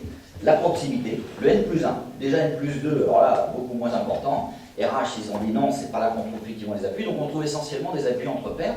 On peut aussi trouver des appuis sur effectivement un certain nombre de règles négociées, bien sûr. Donc ça renvoie à la responsabilité, effectivement, des acteurs sociaux. La question, je dirais, de se renier, est-ce qu'il se renie souvent? On n'est pas débordé, on va dire, tous les jours, on n'a pas 10 appels sur ce dont je parlais tout à l'heure, mais quand même, pour discuter avec nos collègues à l'international, et ce n'est pas un problème effectivement français. Moi je me souviens à Singapour en 2001, quand on a porté pour la première fois dans le syndicalisme international la question du droit, voire du devoir d'alerte. On était avec des Africains, alors, des cadres, de managers et d'ingénieurs. On était avec des gens du sud-est asiatique, on était avec les Nordiques. Depuis maintenant une quinzaine d'années, toutes ces questions, on a fait le constat. Je veux dire, c'est des questions qui inondent finalement, je veux dire, toutes les entreprises, quel que soit leur lieu.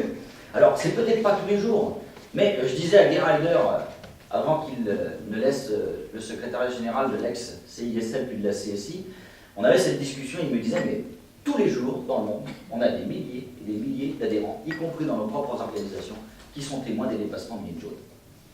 Est-ce que ces gens-là ont la possibilité de parler? Est-ce qu'ils ont la possibilité d'alerter? On a eu le même discours d'ailleurs la semaine dernière au Conseil d'État sur une audition des organisations syndicales à la demande de Manuel Valls sur la question du droit d'alerte et de la protection finalement des lanceurs d'alerte. Donc ce n'est pas un sujet qui est effectivement nouveau. Un tout petit mot pour ne pas être trop long sur la question nouveau mode de développement. On ne peut plus ignorer que dans les défis et les transitions, et ça c'est maintenant, pourquoi? Parce que si on ne revisite pas, quelque part, y compris la façon de décider, pour mieux prendre en compte toutes les externalités, quelles qu'elles soient.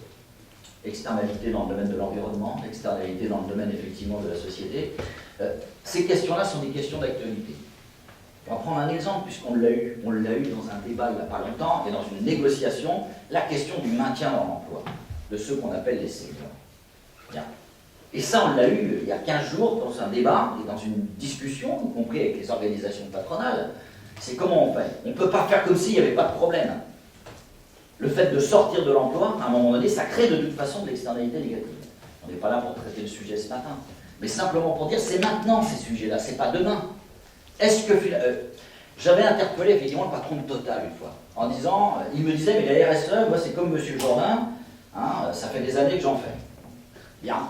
Est-ce que vous êtes allé jusqu'au bout de la logique qui consiste à re-questionner, y compris le processus de décision pour les managers, à tous les niveaux que ce soit, pour mieux prendre en compte les questions, finalement, non seulement économiques, financières, mais aussi les questions, on va dire, de santé, les questions d'écologie, tout ce qui relève effectivement des externalités. Philippe, tout à l'heure, quel regard et comment on manage aussi, je dirais, dans une filière d'activité avec les sous-traitants. Mais oui, ces questions-là sont des questions... Le jeu collectif, quelque part, il se jouera à tous les niveaux. C'est vrai au niveau d'une équipe, c'est vrai au niveau d'une filière d'activité. Si les Allemands sont un peu meilleurs que nous, c'est parce qu'ils ont su mieux jouer collectif au niveau des filières. C'est comme ça qu'on a fait émerger aussi des entreprises de taille intermédiaire. C'est aussi, il y a d'autres raisons, il n'y a pas que ça. Il n'y a pas que ça. Mais sur les territoires, si on joue plus collectif, moi je viens de la région Pays de Loire, on pourrait faire des choses extraordinaires. Donc voilà, c'est pas demain, c'est maintenant.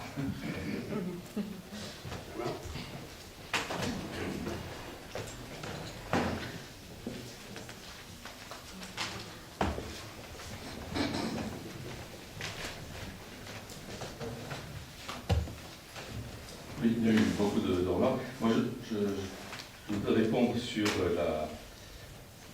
la question une question qui a été liée à les contradictions vécues dans l'entreprise, vécues par les managers, et des managers qui seraient malgré tout heureux. Je voudrais juste préciser, parce que ce terme d'heureux est peut-être malheureux, et dire qu'en fait, ce qu'on veut dire, c'est des managers qui restent motivés. Motivés par leur activité, motivés par leur engagement et désireux de faire mieux. Voilà. Et donc parfois déçus parce que, effectivement, les contraintes de fonctionnement de l'organisation ou les relations hiérarchiques ou techniques ou avec tout ce qu'on a pu voir comme contraintes ne leur permettent pas de s'engager ou de répondre à leurs besoins d'utilité et de qualité de leur travail qu'ils souhaitent. C'est ça qu'on veut dire. Donc c'est pas le bonheur BA, c'est la motivation, elle est là. Et alors on pourrait aussi l'étendre à dire qu'il n'y a pas que les managers qui sont comme ça. C'est-à-dire que la motivation, quand on interroge, elle est aussi vraie pour tout le monde, même les salariés. Et c'est là finalement peut-être qu'est l'art du management, c'est de transformer ce désir d'utilité, ce désir de bien faire, en quelque chose qui rend service à l'entreprise ou à l'administration, à ses clients, et à la personne concernée. Volontairement, je ne parle pas des actionnaires. Parce qu'après, il y a une question de partage du résultat de ce travail. Donc, on rentre dans un autre débat. Mais voilà, ça me paraît important. Et du coup, ça rejoint la question de l'entreprise libérée, parce qu'il y a eu beaucoup de positif dit sur l'entreprise libérée, enfin c'était une solution pour avancer. Moi je vois sortir actuellement de nombreux articles, de nombreuses interviews qui critiquent l'entreprise libérée, justement de ce point de vue-là, c'est-à-dire qu'il n'y a pas au niveau des équipes de base la régulation nécessaire pour faire qu'il y ait un respect des... Ça pourrait se faire, ce respect, si la notion un peu de solidarité, un peu de communauté d'équipe était profonde, quoi. C'est peut-être vrai, on ne va pas non plus dire qu'il y a que des mauvaises idées dans l'entreprise libérée, mais il y a quand même fondamentalement une difficulté avec les évolutions un peu, l'individualisation qu'on connaît dans notre société depuis un certain temps, peut-être un recul de la solidarité ou de l'esprit de coopération, enfin, une individualisation au mauvais sens du terme finalement, qui fait que la régulation par un responsable dont c'est la mission de le faire, ça peut avoir des points très positifs. La question de l'autorité, enfin, le rôle et statut, moi, ça me renvoie aussi à la question qu'on débat dans le livre sur l'autorité. Et c'est vrai qu'il y a un peu un mélange entre autorité managériale, autorité technique et pouvoir. Voilà. Et je pense que ce qu'on délègue aux managers, parce qu'ils reçoivent quand même une délégation. Ils reçoivent une délégation de pouvoir, c'est-à-dire qu'à un certain moment, ils sont obligés, je dirais, à tous les niveaux, il y a des petites décisions à prendre, des grandes décisions à prendre, et ça, il faut les prendre. Simplement, l'important, c'est la façon dont on prend la décision. C'est-à-dire, est-ce qu'il y a eu débat avant la décision? Est-ce que dans une réunion d'équipe, dans une réunion de codir, etc., il y a droit à la parole pour dire « je ne comprends pas, je m'interroge, je m'inquiète, je ne suis pas complètement d'accord, je ne suis pas convaincu ». Une fois que tout ce débat a eu lieu, et relativement librement, et ça, à mon avis, c'est pas vrai partout, j'ai vécu, donc c'est pas vrai partout que la parole est libre. Ça n'empêche pas qu'une fois que le débat a eu lieu, il faut quand même prendre une décision. Et que là, on retrouve ce rôle d'autorité, un peu de commandement, hein, de synthèse de cette façon, autorité hiérarchique, de dire, ben voilà, la décision qui comprend, c'est celle-là, à la majorité ou pour telle et telle raison. Et ensuite, il y a une question de loyauté, c'est-à-dire de respecter la décision et de la mettre en œuvre. Voilà. Alors ça, c'est un peu différent de l'autre autorité qui est l'autorité plus technique, c'est-à-dire les gens qui font autorité par leurs compétences techniques, leurs compétences administratives, juridiques, financières, etc. dans une entreprise, qui vont être consultés, qui vont s'exprimer et qui auront toute leur importance dans le contenu de la décision, parce que le manager n'a pas toute la connaissance. Au niveau du sens, moi je pense qu'il y a quand même une question importante, c'est que le sens, ça nécessite une rencontre de sens, je dirais. C'est-à-dire que le sens, il y a le sens lié à la finalité de l'entreprise, par exemple, ou de l'administration, et ça s'illustre très très bien, par exemple, par le service public. Il y a beaucoup d'agents d'administration disent ma motivation, c'est la finalité du service public. Donc c'est parfaitement respectable et entendable, on l'a vu ces jours-ci. Dans une entreprise, il peut y avoir un sens lié à l'innovation de l'entreprise, au type de produits qu'elle va fournir, au type de service qu'elle va fournir. Mais il faut aussi que ça rencontre le sens, c'est-à-dire le désir personnel, la finalité personnelle, à quoi je veux être utile dans la vie. Voilà. Moi je dirais que, c'est pour ça que je dis que le sens, ça ne se décrète pas. Il peut y avoir un sens lié à la proposition, à l'offre de travail et à l'offre d'activité, et un sens lié à la recherche personnelle des gens qui s'engagent. Pardon. La question du métier. Moi je la relis, je pense que c'est une question très importante liée à la complexité des organisations. On a dit le matriciel avec toutes les hiérarchies qui s'entrecroisent, et la question des projets. Et c'est vrai que les compétences se développent et se mettent en œuvre beaucoup dans les projets. C'est par rapport à un objectif précis, une construction à faire. Le manager d'équipe, qui lui est hors du projet, il fournit des ressources au projet, lui de quoi il est responsable? Il est responsable des parcours professionnels des gens d'équipe, mais il est responsable aussi de l'évolution des compétences des gens d'équipe.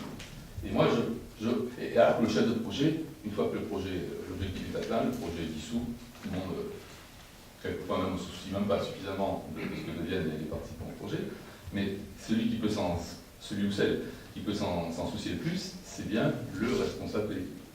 Voilà. Et donc, lié à cette question de métier, pour moi, il y a la question des compétences, la question de la formation associée, donc la nouvelle loi sur la formation, par exemple, les conséquences qu'elle peut avoir, la question d'entretien d'évaluation, entretien professionnel, tout ça, pour moi, ça fait partie de, je l'appellerais, le management du métier. Et du coup, les compétences, elles évoluent beaucoup, parce que les techniques utilisées, les contextes évoluent très très vite, donc c'est assez fondamental actuellement que et les personnes concernées, les cadres ou les collaborateurs, mais et les managers aient pleinement le souci de ces parcours de compétences et de la montée en compétences. Voilà, donc pour moi, ça fait partie du rôle du manager, du point de vue du métier, de se soucier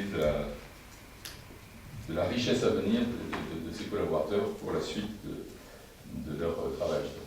Simplifié.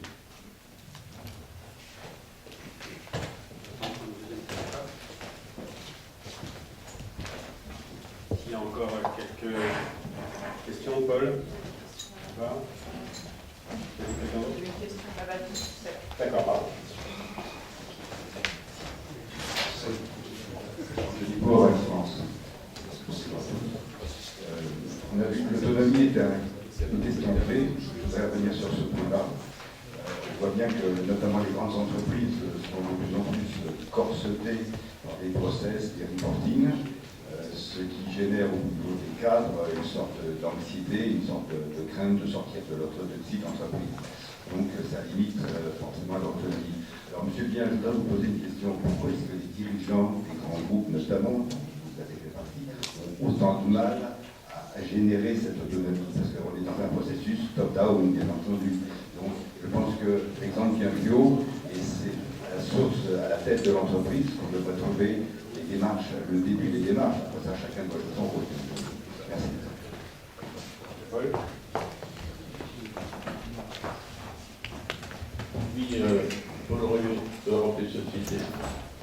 Vous avez beaucoup parlé du rôle du manager et vous avez notamment parlé qu'au départ, effectivement, il fallait des compétences techniques, mais que, effectivement, quand on devient manager, il faut d'autres compétences. Mais ces compétences, je vais dire qu'on pourrait résumer entre gérer et diriger. Bon, diriger, ça veut aussi dire des compétences que moi j'appelle génériques, c'est-à-dire tout ce qui tourne autour du savoir-être. Et alors, où est-ce que ça s'apprend ou pas? Où est-ce que ça se vit? Voilà une bonne question. D'autre part, mais dans un autre horizon, j'avais il y a quelques années étudié la convention collective de la chimie. Et j'en avais déduit qu'au niveau des définitions d'emploi, on pouvait dire que pour les ouvriers, c'était l'exécution, pour les agents de maîtrise, c'était la gestion, et pour les cadres, c'était la conception. Or, aujourd'hui, je dirais qu'on en est loin quand même de ce type de définition. Alors, est-ce qu'il n'y aurait pas là aussi, du côté des organisations syndicales, un travail à faire? Ok, alors derrière, juste là. Et voilà. De la CGT, j'ai pas la prétention de remplacer Marie-Josée Coquiti qui est absente aujourd'hui, mais simplement rappeler quelques données qui attestent le fait que la question du management est centrale et peut-être en crise également. Au niveau de l'UGIC de CGT, on a pour habitude de tenir un baromètre annuel sur un certain nombre d'indicateurs où on voit une détérioration progressive de ces indicateurs sur des questions très simples qui sont posées autant dans le public que dans le privé. Et donc je me permets juste de rappeler pour amener au débat. Donc on constate par exemple que 55% des cadres interrogés, c'est un sondage qui a été fait avec l'IALEX, 55% des cadres interrogés indiquent que les choix et pratiques de leur entreprise ou administration entrent régulièrement en contradiction avec leur éthique professionnelle. Donc ça, c'est un chiffre extrêmement important à souligner, surtout dans une dynamique de management. Ça montre peut-être qu'on est dans une situation de redéfinition, voire de crise du management dans nos structures. Et ce qui nous a encore plus frappé, c'est que ce chiffre, quand on interroge les cadres du public, monte à 72%. Ça veut dire qu'on a des interrogations régulières. Alors, c'est pas en permanence. Hein. C'est pas en permanence l'éthique professionnelle qui est confrontée, elle est régulièrement confrontée. Donc on est sur les deux premiers items de réponse. Donc 72% des cadres du public qui interrogent le sens de leur travail et donc les missions de service public. Et on peut imaginer qu'effectivement c'est ces questions-là qui sont interrogées derrière. Deuxième élément qui nous a marqué également, c'est qu'un cadre sur deux nous indique qu'il considère que les conditions du management dans son entreprise se détériorent. Donc c'est un chiffre qui par contre là est en légère amélioration par rapport à l'année dernière. On était dans le 48%, l'année dernière on était sur 55%, mais on reste sur des indicateurs qui sont extrêmement forts et qui montrent qu'à un moment donné il y a vraiment des interrogations concrètes sur les conditions dans lesquelles on peut réaliser son travail. Et enfin, je pense que ça, sur la question du sens et sur la ligne hiérarchique, hein, sur la façon dont on peut s'approprier les objectifs de l'entreprise, on a un indicateur à nouveau hein, qui nous montre que 73% des cadres indiquent qu'ils regrettent de ne pas être suffisamment associés aux choix stratégiques de leur entreprise. Ce qui montre que finalement la question du sens qu'on fait partager aux salariés, aux managers, dépend évidemment très très fort et est extrêmement lié à la façon dont on s'approprie les choix stratégiques de l'entreprise, le sens qu'on donne au travail. Donc ça confirme effectivement un certain nombre d'éléments qu'on retrouve effectivement dans le livre. Et sur un autre élément sur lequel je voulais intervenir, sur la question des lanceurs d'alerte, on voit, effectivement, il n'y a pas de statut à l'heure actuelle, c'est une question fondamentale à mon avis pour les années à venir et compte tenu des changements du salariat également, de pouvoir donner un certain nombre de garanties sur ces aspects-là.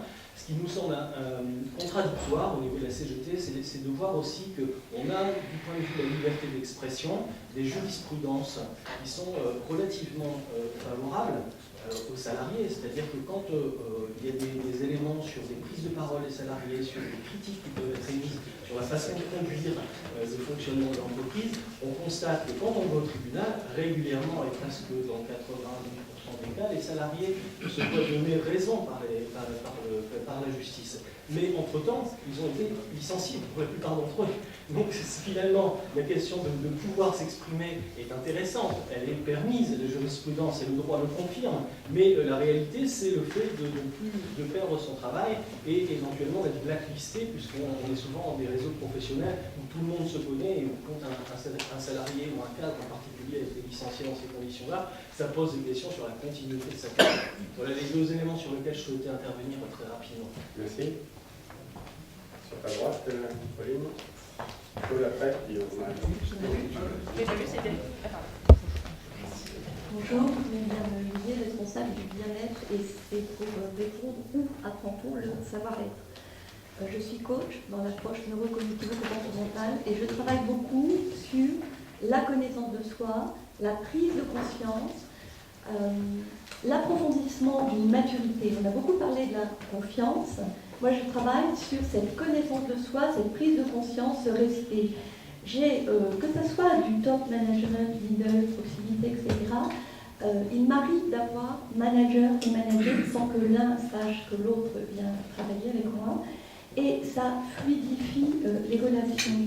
Donc, aujourd'hui, on a besoin de cette agilité au niveau des entreprises. Donc, il y a un travail individuel qui vient nourrir le collectif, qui est très important et dont on ne pourra pas faire l'économie. On est effectivement face à des défis, la complexité, la rapidité, on a parlé du temps. Je pense à un manager qui me disait oui mais j'ai pas le temps, et je lui ai juste donné l'indication, prenez quelques secondes, quelques minutes pour accueillir, écouter, recevoir ce collaborateur et vous allez gagner énormément de temps. Donc, perdre du temps pour gagner. Enfin, il y a aussi quelque chose à trouver dans cette gestion du temps qui nous contraint tous fortement. Et puis, dans ce travail, c'est permettre aussi à chacun de faire face avec beaucoup plus de justesse, de traverser les difficultés, de les transformer en opportunités. C'est le fruit d'un travail qu'on a tous à faire.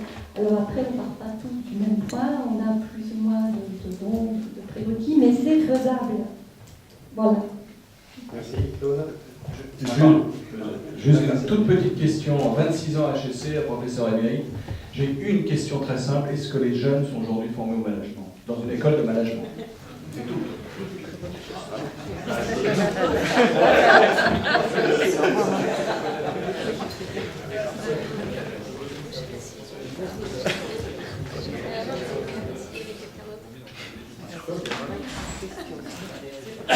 Rapidement, parce qu'on a... Oui, moi je vais juste revenir un peu du coup sur la responsabilité. Une réponse très rapide. Donc je me présente, Prisca Blanquer, je suis attachée de l'INSEE. Et typiquement à l'INSEE, il n'y a aucune formation de management et on est amené très rapidement à manager. Personnellement, moi je suis sortie d'école il y a 2 ans et je vais bientôt avoir une équipe de 2 personnes, c'est pas énorme, mais mine de rien, 0 formation, voilà, ça peut être un peu stressant. Moi, je vais juste revenir un peu sur la responsabilité. C'est vrai que ce que j'ai pu observer, c'est que on voit que à l'INSEE, typiquement, le management se fait sur un principe, c'est que 90% des problèmes se résolvent avec le temps. Ça pose plusieurs soucis, c'est que déjà les 10% qui restent, on les prend pas en compte. On va les ignorer parce que, voilà, de toute façon, c'est pas beaucoup de problèmes. Et les problèmes qui se résolvent avec le temps, il y en a beaucoup. C'est pas une solution permanente. Ça va être une solution qui va être apportée parce qu'il n'y a pas de réponse. Et ça pose le souci de la responsabilité. Moi, j'ai des collègues qui sont très jeunes et qui commencent à manager. La première chose qui se passe, alors à l'informatique, à l'INSEE, on a eu un développement d'applications et qui était très important. Premier jour de lancement, le chef, le N+1 part en congé, le N+2 part en congé. Voilà, ça donne une bonne idée des responsabilités. Et quand on voit un peu dans mon analyse, c'est aussi que beaucoup de gens qui assument ces responsabilités, la première chose qu'on fait, c'est on les pointe du doigt. Et comment faire pour, justement, ma question, c'est comment faire pour prendre des responsabilités, pour assumer, lorsque la première réponse qu'on a, c'est être pointé du doigt et pas forcément soutenu. Voilà. Ok.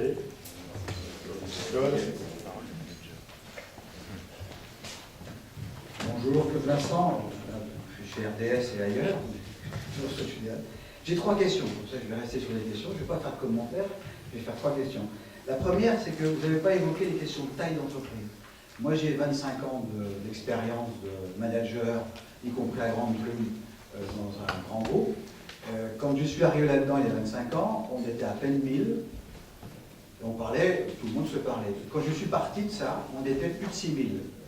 Entre-temps, le mécanisme a complètement changé. C'est les normes, les procédures, il n'y avait plus un mode de fonctionnement qui était possible. Il y avait 150 points d'implantation en France, donc il fallait normaliser l'ensemble du dispositif pour que partout on fasse à peu près la même chose. Donc le problème de la taille, à mon avis, est un problème important parce qu'à un moment donné, il n'y a plus de discussion possible. C'est les normes, il y a plusieurs consultants dans la salle, les normes viennent des consultants. On va chercher un consultant extérieur, et qu'est-ce que vous amène le consultant extérieur? Ce qu'il a fait dans la maison d'à côté. Donc il vous ramène la même chose que ce qu'il a fait à côté, et on projette comme ça d'une entreprise à l'autre, ce qui se fait sur les uns et sur les autres. Excusez-moi pour les consultants, je suis tout cœur avec vous parce que je suis actuellement consultant. Donc, je reviens dans le sujet. Mais je pense que ça pose un vrai problème. En tant que manager, je l'ai eu avec vous. Ça, c'est ma première question, la taille, c'est un point important. La deuxième question, c'est que ma carrière de 25 ans, je l'ai fait dans un groupe de protection sociale à gestion paritaire. Et je me suis dit, ben voilà, on a un lieu d'expérimentation, on peut faire autre chose. Parce que la gestion paritaire, c'est des représentants des organisations syndicales, elles sont ici, des représentants des organisations patronales, MEDEF, UPA et CGPE. Elle m'a perdu. Il ne se passe pas autrement dans ces groupes de protection à gestion paritaire que ce qui se passe dans une entreprise. Et notamment quand elles sont de plus en plus grosses. Et aujourd'hui, on est encore parti dans une phase de refusion des institutions de la gestion paritaire. Donc, on aurait pu espérer que ça se passe bien là-dedans. Je m'excuse, messieurs les présidents d'agir, mais ça ne s'est pas passé. La troisième question que je vais vous poser, c'est la notion du cadre. Pour un salarié dans une entreprise, être cadre, c'est le Graal. C'est enfin être arrivé à quelque chose. C'est le Graal. Et on fait tout pour essayer d'être cadre. Moi, j'ai eu des collaborateurs qui voulaient absolument être cadre dans tous les cas. Et le cadre, c'est la définition de l'agir. puisqu'il n'y a pas d'autre notion de définition de cadre de la vie. Dans les conventions collectives, certes. Alors ma question est toute simple, puisque une négociation va s'ouvrir sur la fusion de l'AGIRC et de l'ARCO, est-ce que c'est on a la chance de notre vie pour qu'on ait une autre définition du cadre désormais que celle-ci?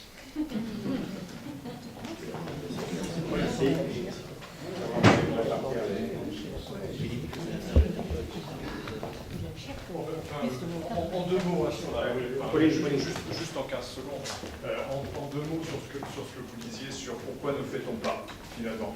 Je crois que ça renvoie aussi à la question de la taille de notre forme. Je crois que c'est extrêmement difficile de se lâcher prise, je dirais, compte tenu des enjeux des entreprises. L'immédiateté, regardez, n'importe quelle petite bêtise qui peut se passer dans n'importe quelle entreprise aujourd'hui va immédiatement avoir des conséquences sur sa réputation, sur tout ce que vous voulez.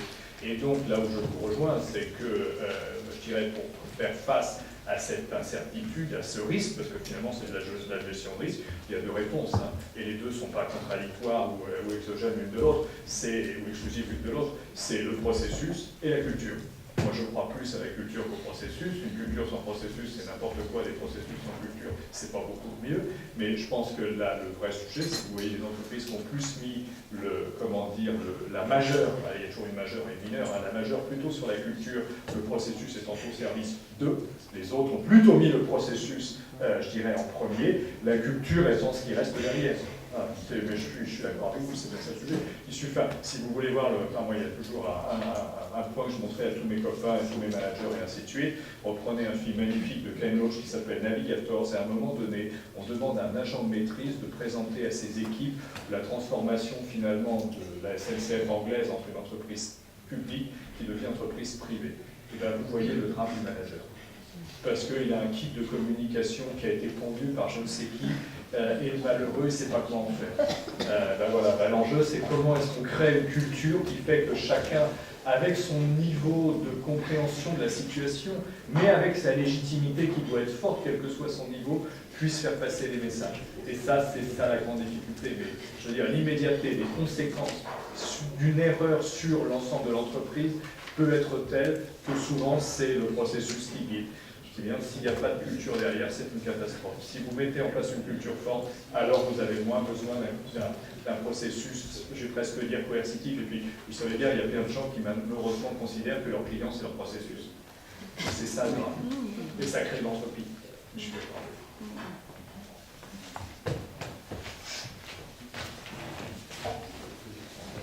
L'autonomie, c'est vrai que c'est comme le management, c'est un apprentissage permanent. C'est un apprentissage permanent et sans doute à tous les étages, mais ceux qui ont des responsabilités, effectivement, dans les entreprises et les administrations, ont aussi cette responsabilité de créer les conditions, finalement, de cet apprentissage, et ça, c'est pas toujours permis. Je reviens juste sur la question du métier, parce que là, on voit bien qu'on est dans la question de la profession et de la professionnalité, quoi. Je suis surpris quand même par ce mouvement, je veux dire, un peu permanent, où on mettrait toujours le personnel et donc l'interpersonnel avant le professionnel. Je pense qu'il faut qu'on soit très très vigilant là-dessus, parce que, je veux dire, y compris quand on est dans la question de l'évaluation, dans l'entretien d'évaluation, alors les grands cabinets qui ont fait la promotion pendant des années, parce que c'était aussi un business, il ne faut pas se leurrer, je veux dire, sont en train de dire aujourd'hui ça ne sert plus à rien. On rencontre un certain nombre de RH qui nous disent aussi, finalement, tous les rendez-vous manqués, plus personne n'en veut, les managers n'en veulent plus, les managers n'en veulent plus. Donc finalement, oui, sauf qu'à un moment donné, il faudra quand même bien se réintéresser quand même à cette question du professionnel. Ça paraît être une évidence, donc c'est pas pour apporter une réponse nécessairement, peut-être réouvrir la question, mais quand même cette priorité donnée à la question de la professionnalité, enfin, ça me semble quand même quelque chose de très très important.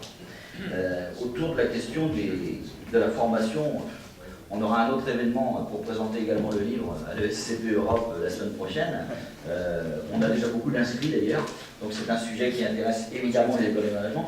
Mais ce que l'on voit, enfin, c'est quand on commence à encapsuler ces questions-là, simplement dans des questions d'éthique, et l'éthique, ça renvoie à la question personnelle, professionnelle, c'est encore, je pense, autre chose. On voit bien que là, on est dans une dérive sur le perso, et donc, quelque part, on ne parle plus du professionnel. Je dis ça parce qu'on observe un certain nombre de choses. Combrexel disait il n'y a pas très très longtemps, le social et le social, y compris le management, c'est parfois vu comme le charity business. Il ne faut pas qu'on tombe dans ce travers. Alors évidemment, il exagère un petit peu, sans doute, mais quand même. Ça vaut le coup effectivement de s'interroger autour de ces questions-là. Sur la taille de l'entreprise, c'est presque une évidence. Moi, je n'ai pas de commentaire à faire.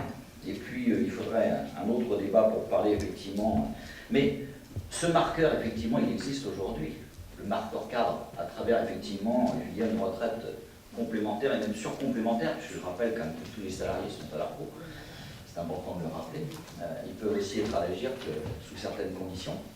Et d'ailleurs, il y en a beaucoup aujourd'hui qui sont effectivement à l'AGIRC, mais qui, pour 26% d'entre eux, sont au-dessous d'ailleurs du plafond de la sécurité sociale, je tiens à le rappeler aussi. Donc ça veut dire que quelque part, ce marqueur-là, on voit bien, si c'était un marqueur de rémunération, ça va poser quand même un certain nombre de problèmes. Bon, on va avoir ces discussions, donc moi je ne réponds pas à la question, c'est les négociateurs qui vont y répondre. C'est les négociateurs. Le paritarisme, quand il n'est pas de négociation et quand il est de gestion, il devrait sans doute effectivement être exemplaire. Vous avez cité le cas effectivement de rapprochement, de fusion. Les négociateurs nous ont imposé, nous gestionnaires, un plan d'économie aussi. Non, il ne faut pas l'oublier, quand on est gestionnaire, on a aussi un certain nombre de contraintes, y compris de cette nature. Il ne faut pas l'oublier. Et quand on est dans le paritarisme de gestion, il faut aussi les assumer. Alors c'est compliqué. C'est compliqué. On voit bien d'ailleurs, parce que d'ailleurs quand vous n'êtes pas signataire d'une négociation, et dans le paritarisme de négociation, bah, vous n'êtes plus non plus après dans la gestion, parce que c'est difficile d'effectuer ce moment-là. Voilà, là aussi, ça justifierait sans doute un débat extrêmement important.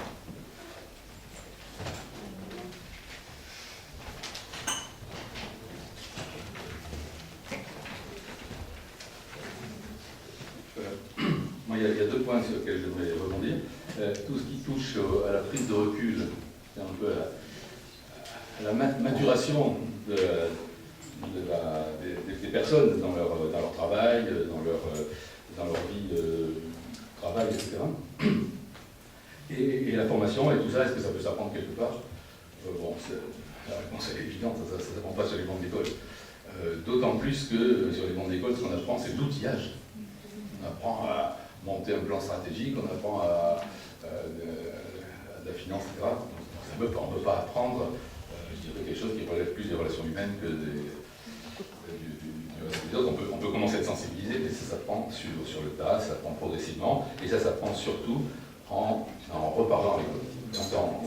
Donc, nous on appelle ça, pour tout le monde, mais pour les managers en particulier, nécessité de prendre du recul, nécessité de réflexivité, de se réinterroger, etc., personnellement et collectivement, et c'est ça des retours entre personnel et collectif qui me paraissent importants. D'ailleurs, à ce propos, Jean-Paul parlait de services offerts aux adhérents à travers PM Pro. Moi, je dois dire aussi qu'on est sensible à cette question de formation, de réflexion, qu'on a mis en place une structure interne pour un peu acquérir cette capacité de recul, de réflexivité, qui s'appelle Nutrefax, un petit centre de formation interne qui est en train de se développer. L'autre point sur lequel je voudrais rebondir, c'est suite à Philippe Vivien, parce que moi je trouve que la réponse sur processus et culture, moi je la compléterais bien par le fait que dans plus l'entreprise est grande, plus la direction en général peur de faire de contrôle. Donc on resserre les boulons, plus elle est grande, plus on resserre les boulons, et ça c'est un peu dramatique. Et donc ça rejoint l'idée de confiance, y compris dans les N-1 et les N-2, c'est en cascade. Si la direction a peur, tout est catastrophique partout, et dans l'équipe, on a peur aussi. Voilà. Donc, c'est pas que la question de culture, là, pour moi, c'est la question il y a une question un peu de comportement, de compréhension de confiance. Il y a le risque, évidemment, parce qu'on n'est pas dans un monde sans risque. Mais donc, et ça se rapporte aussi pour tout le monde à une question de finalité. Qu'est-ce que les dirigeants, comme les dirigés, veulent faire de leur activité? Mais ce qui complique quand même, voilà, par contre il faut être très honnête, c'est parce que moi j'ai vécu de transition d'Orange, vous parliez de privatisation de grosses boîtes, des transports, c'est que l'arrivée massive de la concurrence et de la compétition, ça déstabilise tout. C'est-à-dire que là où les gens avaient une satisfaction professionnelle sur une base, je dirais, un peu de culture technique, de culture du service, etc., quand ça arrive à la seule motivation, il faut vendre à tout prix. Vendre à tout prix, ça devient ça. Vous allez motiver les équipes commerciales avec ça. Voilà. Donc là, je dis qu'on est effectivement dans une question qui est finalité, culture et l'impact un peu de tout ce contexte concurrentiel et évolutif très rapide. Voilà ce que je veux dire. Merci beaucoup. Donc, merci à nos trois intervenants et celles et ceux qui vont partager les questions. Je vous souhaite une excellente journée et je vous donne rendez-vous donc pour le 8 décembre aussi pour que les thématiques intéressent. Bonne journée à tous et à tous.